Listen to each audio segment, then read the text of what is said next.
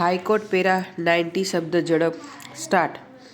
આ કામના આરોપીએ ફરિયાદીબેનના લગ્નના 6 માસ બાદથી આજ દિન સુધી મોજી જવારજ ધોળકા અમદાવાદ તથા હિંમતનગર મુકામે આરોપીએ ફરિયાદીબેનને અવારનવાર તું મને ગમતી નથી, તને જમવાનું બનાવતા આવડતું નથી,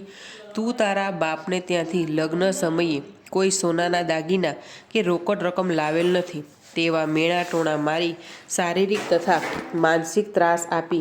મારઝૂડ કરી ગાળો બોલી પિયરમાંથી મારા માટે ગાડી લેવા ₹3 લાખ લઈ આવવાની માંગણી કરી રૂપિયા નહીં લાવે તો જાનથી મારી નાખવાની ધમકીઓ આપી કાઢી મૂકી ગુન્હો કરેલ, જેથી તે મતલબની ફરિયાદ આ કામના ફરિયાદીબેને હિંમતનગર મહિલા પોસ્ટેમાં આપતા પોલીસે ફર્સ્ટ ગુના રજિસ્ટર નંબર 08/19 થી તારીખ 16/5/19ના રોજ ફરિયાદ રજિસ્ટરે લઈ આગળની તપાસ હાથ ધરેલ અને તપાસને અંતે આરોપી સામે પૂરતો પુરાવો જણાતા ઇપીકો કલમ 498, 323, 504 તથા દહેજ પ્રતિબંધિત ધારા કલમ 4 મુજબનો ગુન્હો કર્યા અંગેનો ચાર્જશીટ અત્રેની અદાલતમાં દાખલ કરેલ છે। આ કામે ફરિયાદ પક્ષ તરફે વિદ્વાન એપીપી શ્રી ચૌધરી નાઓએ લંબાણપૂર્વક સાંભળ્યા।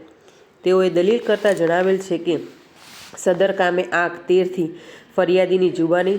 આંક 14 થી ફરિયાદના તત્વો સંતોષાય છે, તેમજ સદર કામે ફરિયાદીની ફરિયાદ હકીકતને સાહેદો દ્વારા તેમજ તક અમલદારની જુબાની દ્વારા પણ સમર્થન પ્રાપ્ત થતું હોય, ફરિયાદ પક્ષ આંક 5 વાળા તહોમતનામા મુજબનો આરોપી સામેનો ગુન્હો નિઃશંકપણે પુરવાર કરતા હોય, આરોપીઓને કાયદામાં ફરમાવેલ મહત્તમ સજા કરવા અરજ કરેલ છે। આરોપી પક્ષ તરફે વિદ્વાન વકીલ શ્રી શર્મા નાઓએ એવી રજૂઆત કરેલ છે કે સદર કામે ફરિયાદી તથા સાહેદોના પુરાવામાં અતિશયોક્તિ ભરી અને વિરોધાભાસી હકીકત રેકર્ડ ઉપર આવતી હોય, ફરિયાદ હકીકત ઉપર શંકા ઉપસ્થિત થાય છે। આરોપી ફરિયાદીને દુઃખ ત્રાસ આપતા હોય તેવી હકીકત માનવા લાયક જણાઈ આવતી નથી, તેમજ આરોપી દ્વારા મારકૂટ કરેલ હોવાની હકીકત ફરિયાદી જણાવતા હોય, પરંતુ ફરિયાદીએ તેઓની જુબાનીમાં આરોપીએ તેઓને કઈ તારીખે મારેલ તેવી હકીકત જણાવતા નથી કે મારકૂટથી થયેલ ઈજા બાબતે કોઈ તબીબી પાસે સારવાર લીધેલ હોય તેવો કોઈ લેશ માત્ર પુરાવો રજૂ કરેલ ન હોય, તે સંજોગોમાં ફરિયાદીને આરોપીએ મારકૂટ કરેલ હોવાની હકીકત પણ શંકાના દાયરામાં આવે છે।